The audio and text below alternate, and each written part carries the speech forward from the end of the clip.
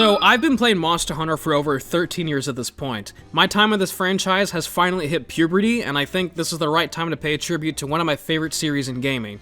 3, 2, 1, quest over.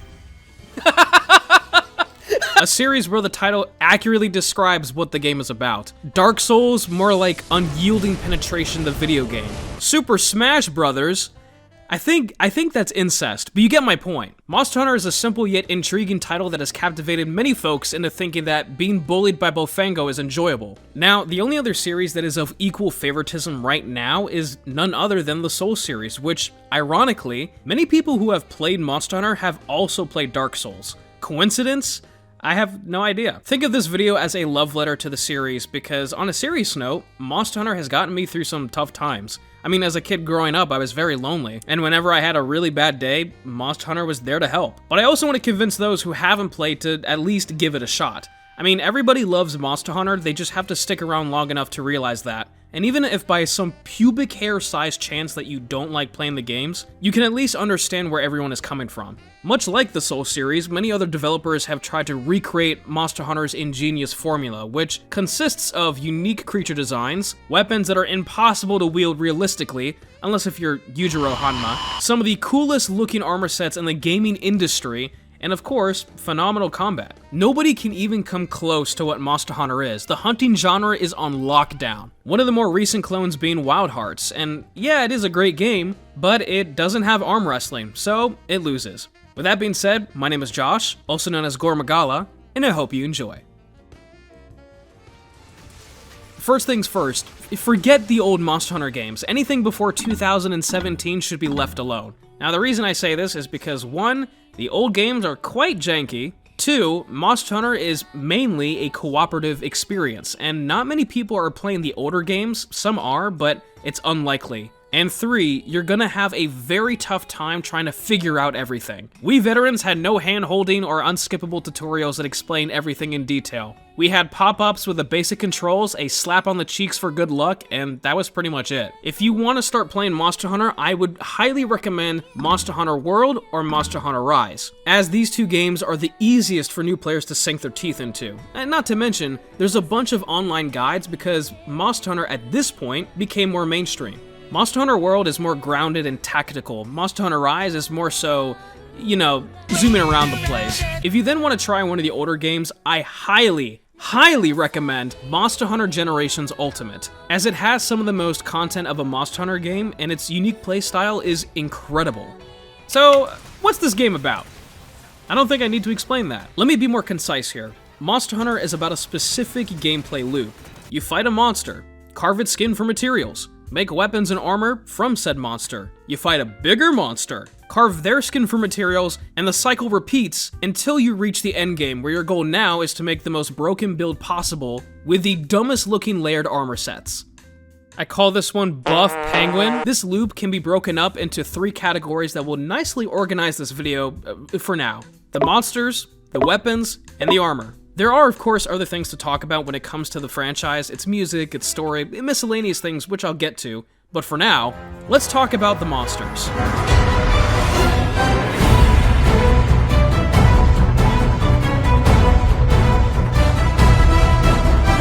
I made a video a while ago about why Monster Hunter has the best creature designs in gaming. Don't watch it, it's kind of cringy at this point, but a couple years later, that still holds true. At 22 years old, I am still in shock at the sheer creativity of the monsters in these games. Because the thing is, they're not just cool looking monsters, which they are, but they each have their own unique biology that's expressed beautifully throughout their hunts. Let me give you an example.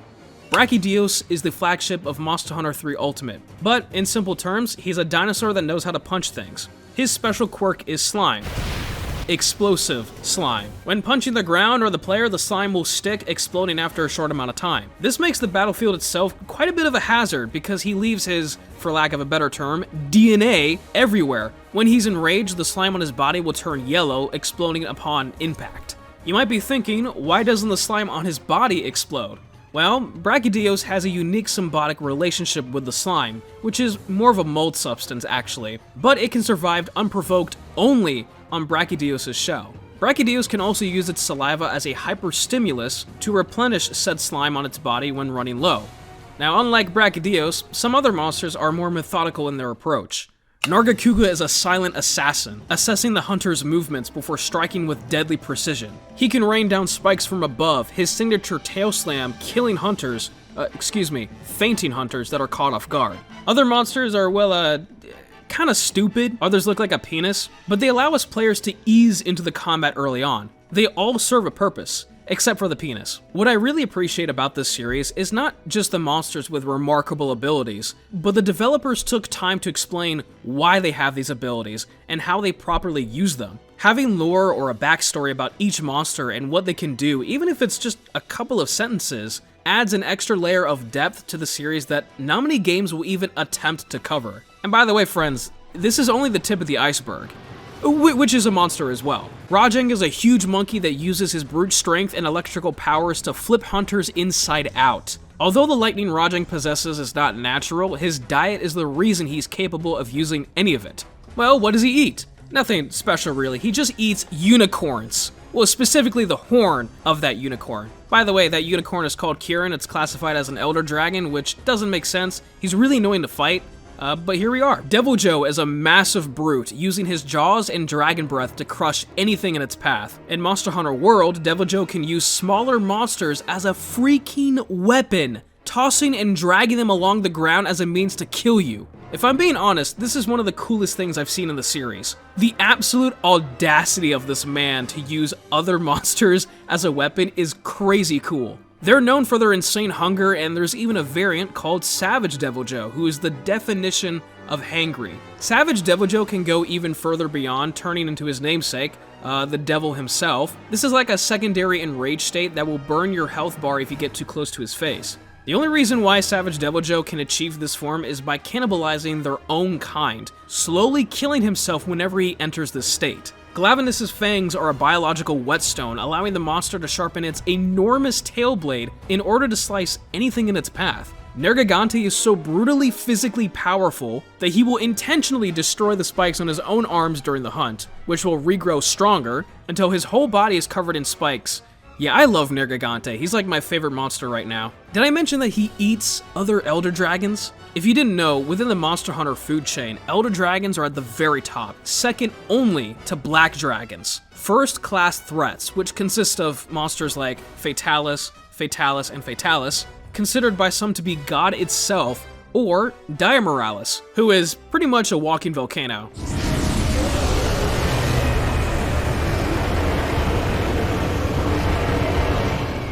These monsters are beyond astonishing, not only to other games, but to each other. While many monsters do have similar skeletons, meaning that they'll have the same basic attacks, the bites, the tail swipes, every single one has unique characteristics that don't even feel remotely the same to any other monster in the franchise. They all have their strengths and weaknesses that players can utilize to their advantage. Yeah, Nergigante's spikes can harden over time, but you can break them preemptively, toppling the monster over. If Rajang is enraged, focus on the tail, this will kick him down a notch. Unless if you're fighting Furious Rajang, and in that case, I feel sorry for you. Monster Hunter is not as simple as smacking creatures until they stop moving, although you can certainly try that. It's about understanding the biology and patterns of what monster you need to take down next. It's about learning, adapting, and overcoming that wall that lies ahead. It won't be easy, but once you've mastered that fight, you can't help but smile at your progress. Anyways, that's enough about the monsters. Let's talk about this giant knife. There are 14 weapon classes, each specializing in a certain playstyle, which are drastically different from each other. I would recommend going into the training arena of whichever game you're going to try out, just to kind of give each weapon a whirl, get a feel for it, see if that weapon suits you or not. I landed on the Charge Blade because I hate myself, but depending on the game, my other weapons differ. In Monster Hunter World Iceborne, I like the Greatsword and Longsword. In Monster Hunter Rise Sunbreak, I like the Hunting Horn and Switch Axe. But just in case you need a brief overview for each of these weapons, I will gladly provide. The Greatsword is about big boy numbers. You want to really understand the monster's patterns, looking for the openings to land a heavy slash that'll split the earth, and still miss, because I'd suck. The Longsword is the weeb choice, but for a good reason. It's stylish, you can counterattacks, and the main idea is building your spirit gauge so you can land helm splitters and hard-hitting counter strikes that make you feel like the main character. Just be prepared for your teammates to hate you, because you will trip them constantly. Sword and Shield is a pretty safe classic choice, very fast, deals constant damage, pretty mobile, but still has some protection in case you need it. The shield can be also used to bash monsters in the face, causing a stun here and there, but if you really want to be responsible for some brain damage, go for the hammer. A very simple moveset, but stunning monsters is a huge reward for this weapon and very satisfying. If you don't like the Sword and Shield, ditch the shield and become a dual blades user. It turns Monster Hunter into a hack and slash, but it's a lot of fun. Just don't forget about your stamina. If you want to play the supporting role instead of, being helpful, go for the hunting horn. Although, let me be clear, this only applies to games before Monster Hunter Rise, because in Rise, they reworked the hunting horn in that game to not only be viable, but it's a lot of fun to use. Plus, you can play some sweet tunes. Lance and Gun Lance are about countering attacks and poking things until they die, pretty much. The Lance is very simplistic, while the Gun Lance is more explosive. You can also fly with it in Monster Hunter Rise. The Charge Blade, like I said, are for those who hate themselves because learning the Charge Blade is like taking a college course. I won't even get into it, but let me tell you personally that it's worth the trouble. High damage output, great defensive counters, and a whole lot of options in terms of builds. Insect Glaive users are like insects, buzzing around the monster in the air, their mission being to land as many mounts as possible. In Monster Hunter 4 Ultimate, it was broken. Now, not so much, but it's still a lot of fun to use. The Switch Axe is all about maintaining sword mode for dishing out insane damage, but axe mode is more mobile and you can still be a pretty heavy hitter. I personally think this is an underrated weapon, so for those who are interested, try out the Switch Axe. It's not super complex and we need more guys like you. Lastly, if you want to protest against close quarters combat and make Monster Hunter a third-person shooter, go for the bow or bow guns.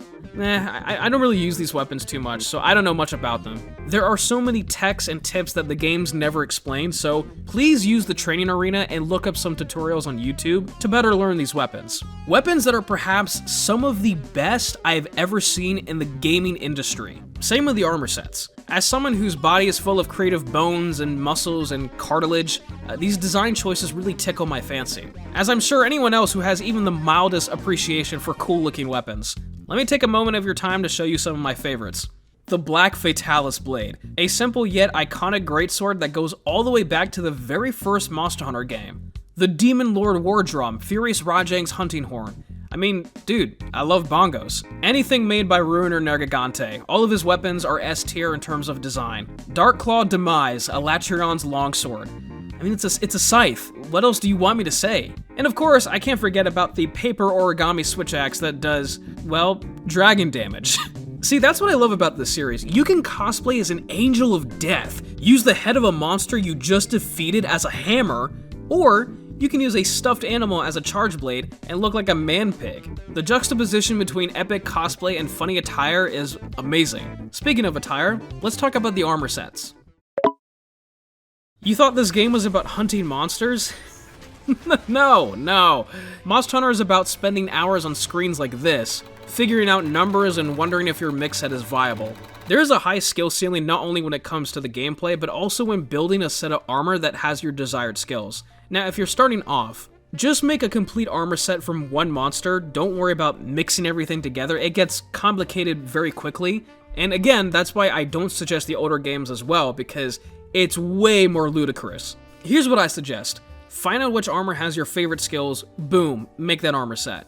Now in Monster Hunter World Iceborne, it's actually encouraged to use full sets, as you can acquire set bonuses, such as Safi's Awakening, or Velkhana, or Nergigante, things like that. There are also armor sets that cater towards specific weapon types, such as the Gun Lance or Charge Blade. So keep those in mind if you're solely focused on one weapon. There's a lot to learn, but if there's anything you should remember when making a good build, fashion. Fashion is the #1 priority in these games, because if you don't look good while beating up monsters, can you even be called a hunter?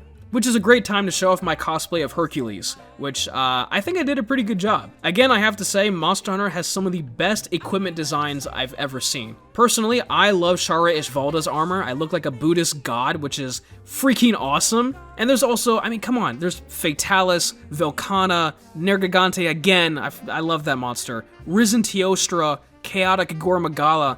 These armor designs are fantastic. Not just because they look good, but I appreciate how they all have different themes when representing the monster. This game was made in Japan, but that doesn't mean everything in the game represents Japanese culture. There's absolutely some that do, like Scorn Magnamalo, for example. Top 5 armor sets, by the way, it's amazing. But then you have armor like Frostfang Barioth that looks like a knight born from the tundra, or Lunastra that has more of a royal guard aesthetic, or Namio that has deep sea aspects. I could go on talking about, the aesthetics of Monster Hunter's equipment. There are even interesting descriptions that have possible implications, but for now, I think that covers the purpose of armor in this franchise. There's a wide variety of skills and a multitude of monsters to hunt, so get out there, carve their skin, and find what suits you best.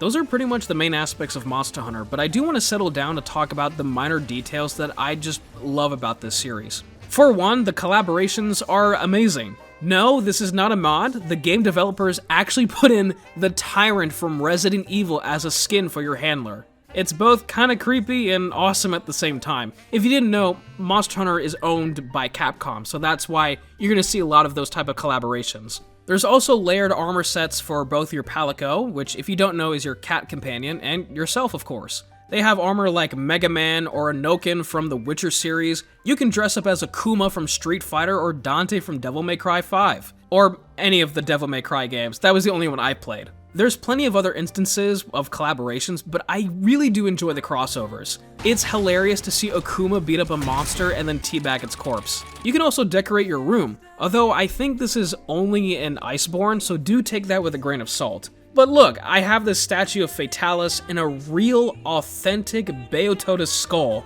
that cost me only $2.